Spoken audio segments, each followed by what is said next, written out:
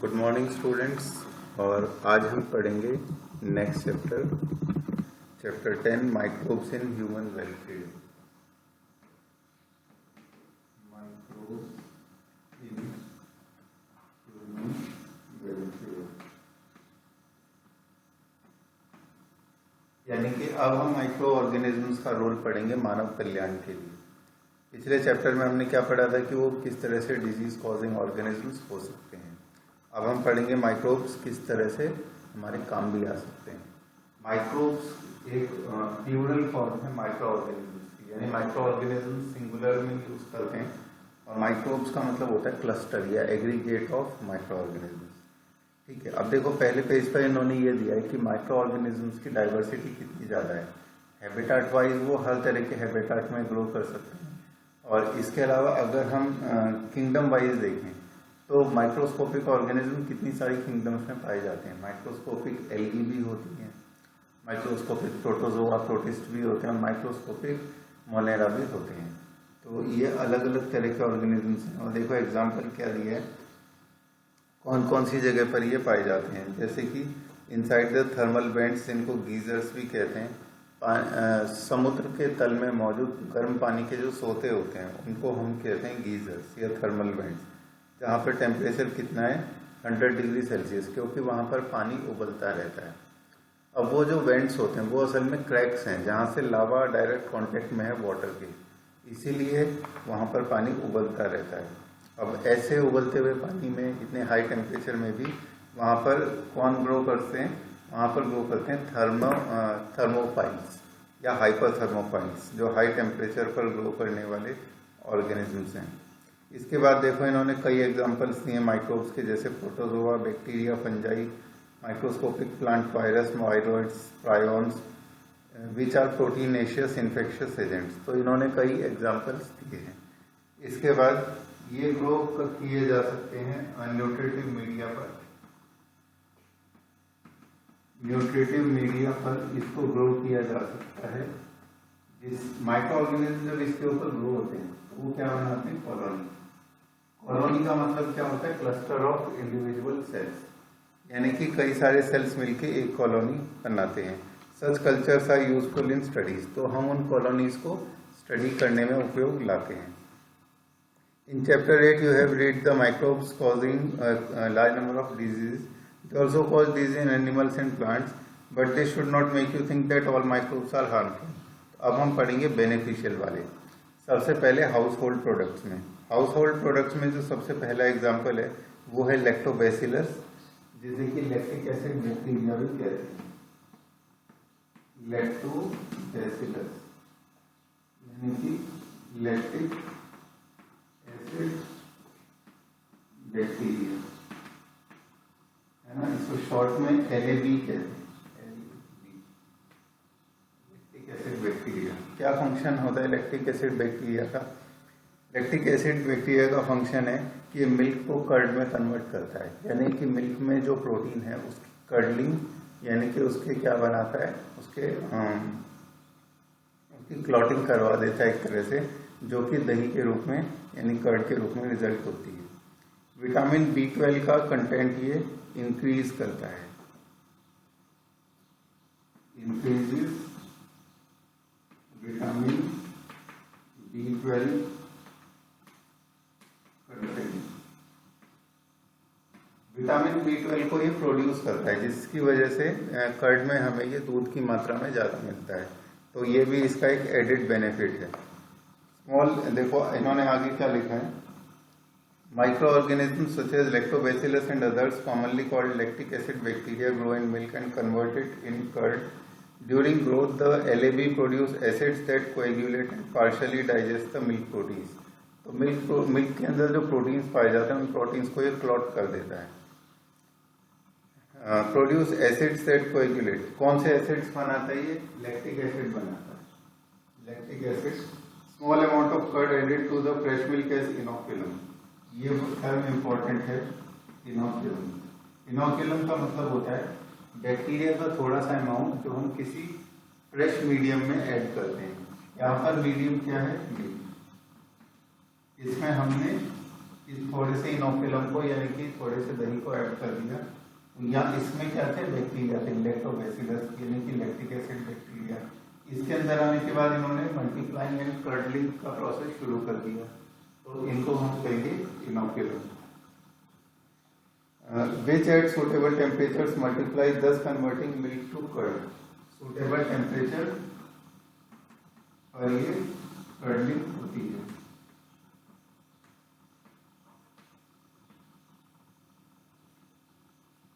Which also improves the nutritional quality by increasing vitamin B12 in our stomach to LAB produce very beneficial role in checking disease causing microbes. कैसे?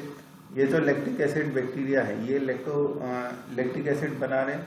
अब वो acid क्या करता है, harmful bacteria को किल करता हुआ जाता है हमारी एलिमेंट्री कैनाल में। और दूसरी बात ये है कि हमारी बॉडी में कुछ जगह पर लैक्टिक एसिड बैक्टीरिया यानी लैक्टोबैसिलस कमेंसल्स के रूप में रहते हैं, यानी कि उन सरफेसेस पर वो नॉर्मल माइक्रो ऑर्गेनिजम्स के रूप में रहते हैं और वहाँ पर एसिडिटी मेंटेन करके रखते हैं, दूसरे हार्मफुल बैक्टीरिया को वहाँ पर ग्रो नहीं होने देते। For example female genital tract में एसिडिक एनवायरनमेंट जो होता है वो लैक्टोबैसिलस बैक्टीरिया की वजह से होता है ना, वहाँ लैक्टिक एसिड सिक्रीशन की वजह से एसिडिक एनवायरनमेंट होता है और वो दूसरे माइक्रो ऑर्गेनिजम्स को वहाँ मल्टीप्लाई नहीं होने देते अपनी इसी फीचर के कारण। तो ऐसे माइक्रो ऑर्गेनिज्म जो किसी सरफेस पर रहते हैं बिना कोई हार्म कॉज किए उनको कहते हैं कमेंसल्स।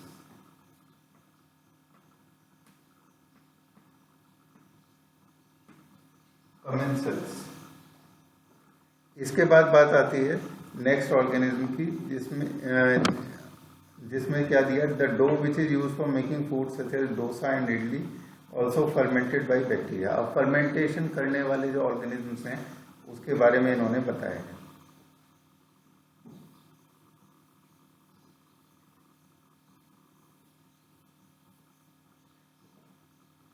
इसके बाद नेक्स्ट है फर्मेंटेशन कॉज करने वाला बैक्टीरिया। फर्मेंटेशन का मतलब होता है कि जब ऑक्सीजन की कम प्रेजेंस में या एब्सेंस में रेस्पिरेशन कराया जाए और माइक्रो ऑर्गेनिज्म के द्वारा, तो उसको क्या कहते हैं, उसको फर्मेंटेशन कहते हैं। ठीक है, इस प्रोसेस में क्या रिलीज होती है, कार्बन डाइऑक्साइड।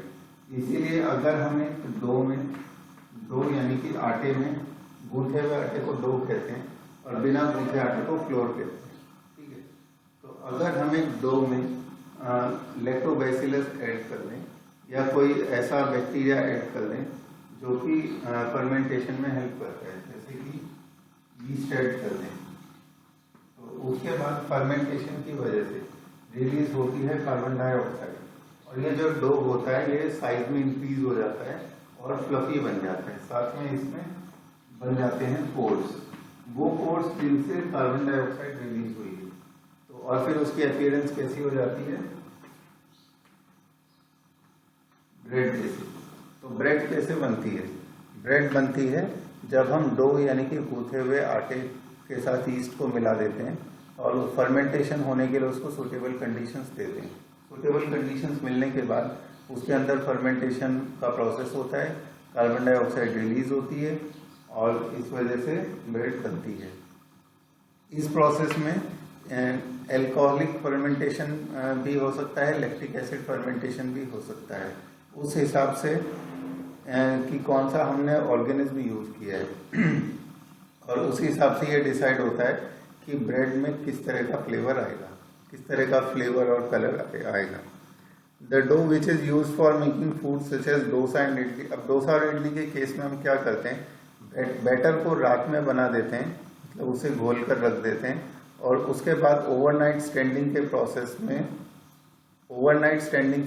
में उसमें फर्मेंटेशन होती है। फर्मेंटेशन यानी कि बैक्टीरिया मल्टीप्लाई करते हैं और उसमें एसिड प्रोडक्शन करते हैं, तो जिस वजह से उसकी नेचर में चेंज हो जाता है। जैसे यहाँ दिया है, puffed up appearance of dough is due to production of CO2 gas. इसके बाद इसको हिंदी में क्या कहते हैं, फर्मेंटेशन को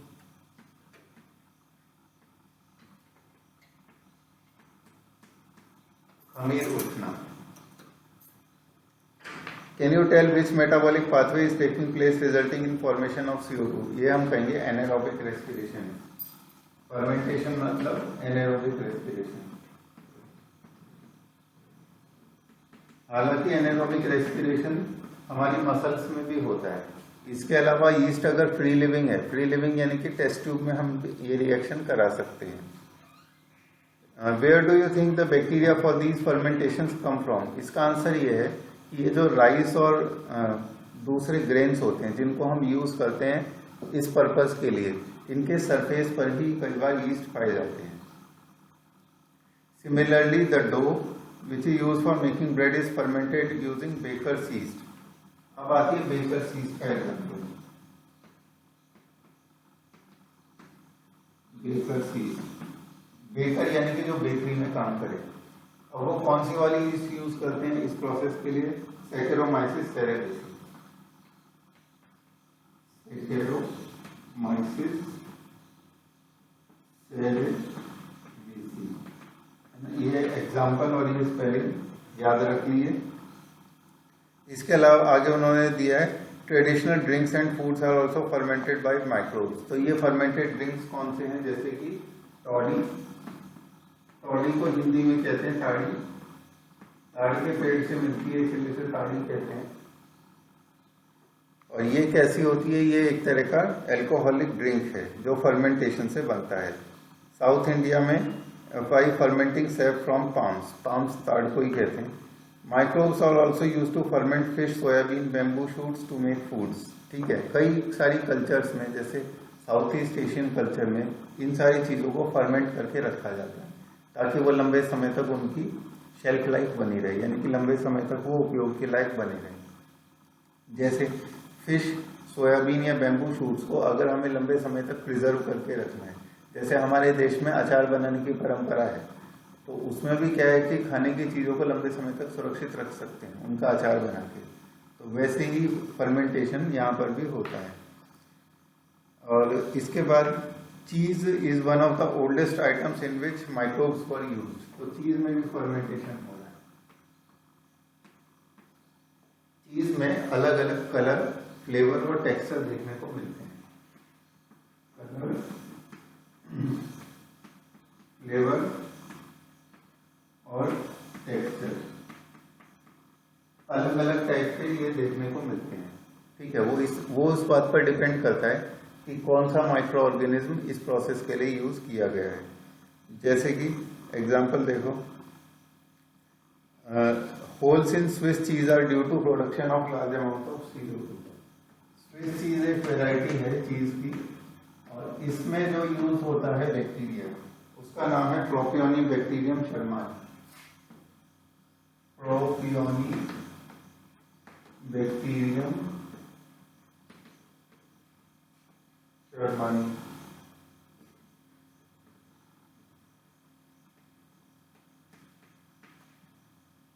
प्रोपियोनी बैक्टीरियम शर्मानी, ये किस लिए यूज होता है? ये स्विस चीज बनाने के लिए यूज होता है। अब दूसरा एग्जांपल देखो, रॉकफोर्ट चीज जो होता है are ripened by growing a specific fungi of them which gives them a particular flavour. तो रॉकफोर्ट चीज में भी एक फंजाई का यूज होगा। तो रॉकफोर्ट चीज में फंजाई का, और प्रोपियोनी बैक्टीरियम शर्मानी एक बैक्टीरिया का नाम है, ये यूज होता है स्विस चीज बनाने में। तो इस तरह के जो एग्जाम्पल्स हैं एग्जाम में पूछ लिए जाते हैं। इसके बाद बात आता है, देखो अब फिगर 10.3 में देखो, 10.3 में कुछ एग्जाम्पल्स दिए हैं बैक्टीरिया के।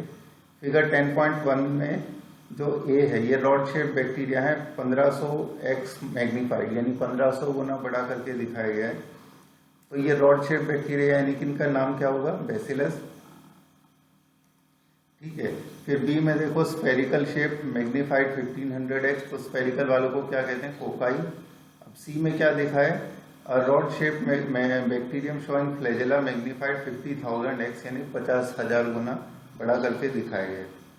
तो ये अलग अलग तरह से हमें इमेजेस दिखाई गई है।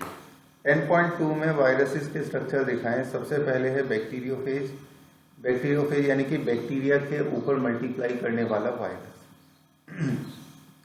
इसके बारे में हमने क्लास 11 में भी देखा था। ए वाला जो पिक्चर है इसमें क्या क्या दिखाया है? Head, collar, tail, plate, pins और प्रॉन्ग्स, ये इसके बॉडी के पार्ट्स हैं। अब ये किस तरह से अलग अलग शेप्स के हमें दिख रहे हैं। देखो बी वाले में क्या दिखा है, एडिनो वायरस, जिसकी शेप इससे अलग है। सी में रॉड शेप के वायरस हैं जिनका नाम है टोबैको मोजाइक वायरस यानी कि टीएमवी। इनको कितना गुना बड़ा करके दिखाया है, 1 लाख से 1.5 लाख गुना बड़ा करके दिखाया गया है। अब 10.3 इमेज में देखो, 10.3 इमेज में ए वाली जो इमेज है इसमें बैक्टीरिया की कॉलोनीज ग्रो हो रही हैं एक पेट्री प्लेट में। पेट्री प्लेट जो कि ग्लास या प्लास्टिक की बनी हो सकती है, जिसमें कि हम बैक्टीरिया का फूड बनाते हैं। बैक्टीरिया के फूड को नाम दिया जाता है मीडियम। मीडियम का मतलब क्या होता है, बैक्टीरिया का फूड। बैक्टीरिया के फूड को हम पेट्री प्लेट में तैयार कर लेते हैं। उसके बाद हम उसमें बैक्टीरिया को ग्रो कर सकते हैं। बैक्टीरिया जिस फॉर्म में ग्रो होता है उसको नाम क्या देते हैं, उसको कॉलोनी कहते हैं। क्योंकि इंडिविजुअल सेल्स कभी अकेले अकेले ग्रो नहीं हो सकते, और अगर ग्रो होंगे भी तो हमें दिखेंगे नहीं, ठीक है, क्योंकि वो माइक्रोस्कोपिक होते हैं। अब देखो फंगल कॉलोनी दिखाई है बी में।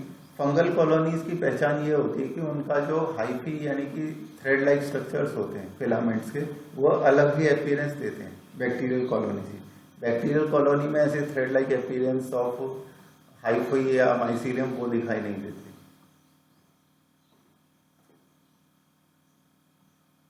देखो पेट्री प्लेट जो होती है वो इस टाइप की होती है, ग्लास की बनी हुई है इस समय मेरे हाथ में, और ये प्लास्टिक की भी आती हैं। देखो अलग अलग शेप्स एंड अलग अलग साइज की हैं, ये देखो, ठीक है। तो पेट्री प्लेट्स को किस लिए यूज किया जाता है, बैक्टीरियाज को ग्रो करके उनको स्टडी करने के लिए, उनकी नेचर को स्टडी करने के लिए।